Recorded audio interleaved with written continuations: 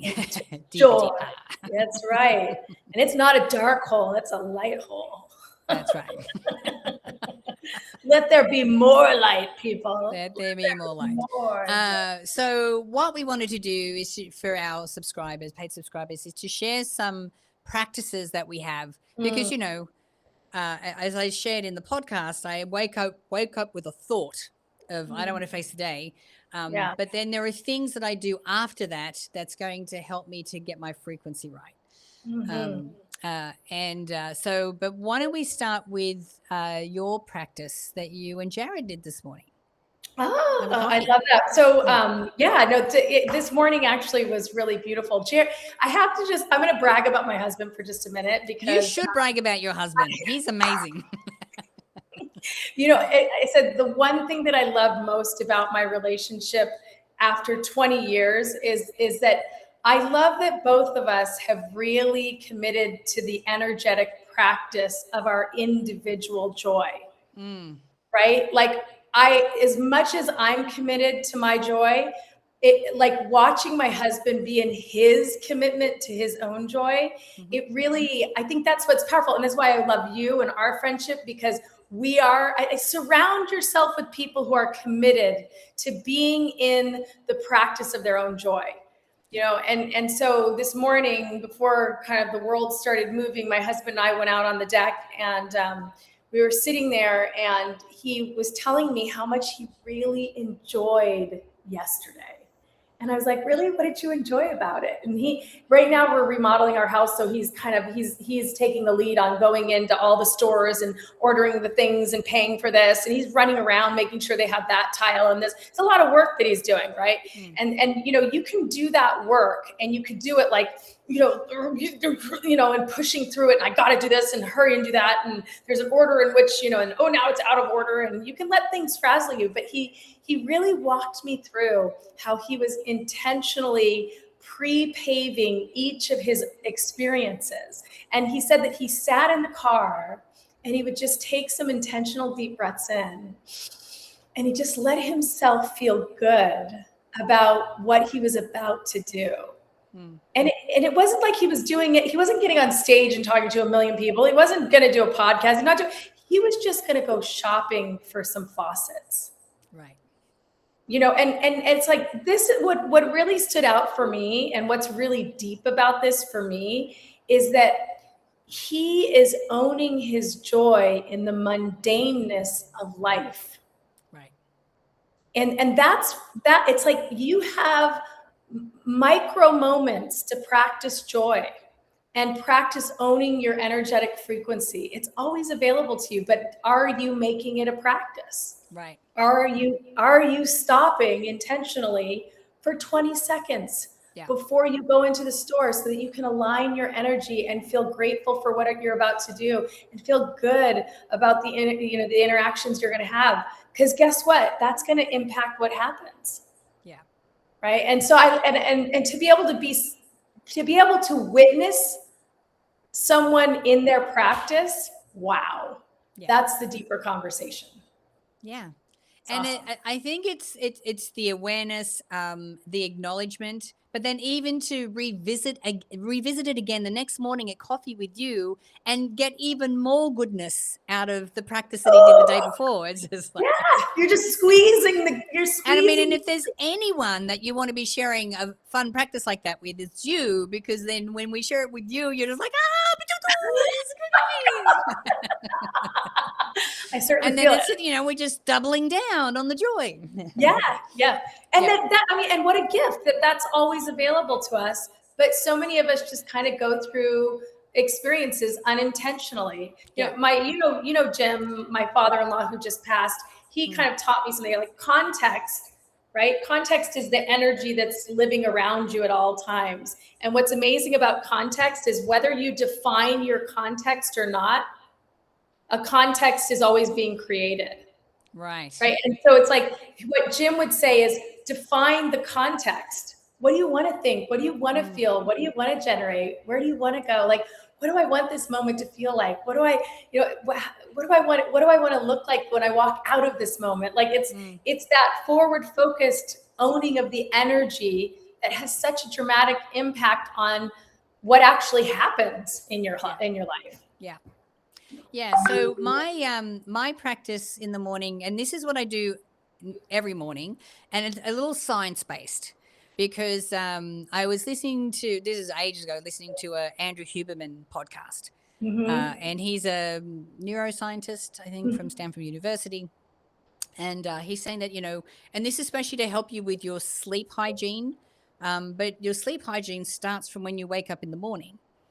And he said it's important that when you wake up, that what you don't reach for your phone, that you actually, wake up. I let natural sunlight in straight away. So you need to get natural sunlight onto your eyes. But you also, as soon as you can, want to be walking or in a movement where, things are moving past you, because it does something to your brain when you do that. So I'm really, really, really lucky and grateful that I have a little bliss hound, Bella. So even if I'm waking up thinking, I don't know what I'm supposed to say, she'll wake up and she's got all this bed hair. So she's just hilarious. And then she commando crawls up the bed, and then she wants to snuggle and get in there. So instantly I'm like, okay, I'm smiling. I got a smile on my face. I'm feeling great. I got the light. And then I'll take her out for a walk in the mornings. And I love that she's your bliss hound. Yeah. Well, Bert calls her a bliss hound because she's just so like happy and blissed out all the time, especially when she wakes up. But then when I'm walking in the morning and getting the sun on my eyes and sun on my skin, I'm walking slowly, I'm walking intentionally, I'm walking mindfully. I'm looking around me, I'm appreciating, because I was at walking around Bert's garden. So there's two things going on there. Number one, I have to be alert because, there could be coyotes or bobcats or anything that want to eat Bella. So I have to keep in mind out for that. But that would affect the bliss hound. Yeah, but of course, he's got beautiful roses that are blooming right now, and the smell of the grass, and there's always a little bunny rabbit or a little lizard or something running. Oh my gosh, that's lovely. Yeah, it's awesome. You put your finger out and go, and a bird I know. Sometimes driving up the driveways, like going to Snow White's house with all the little animals and the birds, and there's quails, and there's a whole bunch of stuff up there. So that is my practice. I want to make sure that I'm in a mood, like I'm focusing on my state. And what was really helpful is that, Susan sent me a song not long ago, and I've started a playlist on Spotify that I call the Joy playlist. And this song is by Millionaire Muses, which we realize today is AI generated, but it doesn't matter. And this is called Morning Magic. And there is a line in here. It says, I don't check my phone, I check my soul. I don't scroll, I take control. I speak to myself with love and grace, and morning magic sets the pace. So listening to this song and going, I take control. It helps to really change your state. So that's and I think that we can talk about and I for most of you, meditation is really important. It makes a big difference. Breathing, doing some, breathing in for 4, holding for 4, exhaling for 8. Really important, especially for regulating your nervous system. Going for a walk, playing music. We can, most of these tools. And as we said in the podcast, like when you're in that low place, sometimes you don't want to do any of those things. And then every once in a while you'll go, I could maybe do that one. I can muster enough energy to do one of those. But whatever you do, grace, it has to come first. Yeah. You have to give yourself grace, because if there's a day where you don't want to do any of the things on the list that are going to help you, that's okay. That's okay. You can have this space. Yeah, but this moment is temporary. Like we talked about, this moment is temporary, right? Because I want to be in the committed practice of joyfully loving my life. That are you loving your life? All right, and then the next step is, are you joyfully loving your life? And I think part of what I think gets lost in that is play. And I think as adults, we kind of forget what play is. And so I'm going to just kind of introduce what I had an awareness about play. This is another practice that my husband and I do is once a month, the first Wednesday of every month, we do what we call our Universal Managers meeting, where we go to breakfast at some place we've never been. We try to make it somewhere new. And we go to a table that has 4 chairs. And we invite our universal managers to come sit with us. Yeah. And we sit at a table together, and it's Jared, me, his universal manager, which is just God energy, whatever it is that you believe, right? It's just acknowledging the energetic forces that are around you. And we're just putting them in the chairs next to us, and my universal manager. And we sit at the table and we just give ourselves permission to do 2 things. What are we grateful for, and what are we excited about? Right. And the other can't interject while the other's talking. So it's like we give each other just a little platform to say, these are the things that I'm just really, this has been exciting. I'm grateful for all of this has happened, this and this and this, and this is what I want. Yeah. And I can say anything that I want, and it can be the most outlandish thing. It could be something that's totally not practical, but he's just witnessing me say that. Yeah. And then I give him the floor. We actually record this, and then we take a picture after. And we've been doing this for now 13 years. So we have 13 years of photos and recorded affirmations from both of us that has happened once a month. And what I realized is that, like, we go to dinner and lunch all the time, but this one lunch once a month brings so much joy into our relationship. Yeah. Because all we're simply doing is witnessing the other person's process. Just kind of like what was happening for coffee, but in kind of a structured way. And so this monthly breakfast has turned into such a source of joy in our marriage. And I think it's also really playful. It's spiritually playful. It's energetically playful, because all you're doing is just witnessing. And you're not allowed to say, oh, that's not practical. How are you going to do that? That's not realistic. Because so many adults get to a point where it's like, yeah, well, that's not realistic. Balloon pop, pop, pop, pop. Yeah, pop. but you and I and Jared all know that the how is not up to us. It's not our job. It's not our responsibility. No. Our job is just to dream big, focus on that, feel ourselves, feel as if we already have it. Yeah. You know? And I'm going to tell you something. This is truth, Nat. Your jaw will drop when I say this. I'm not good at it.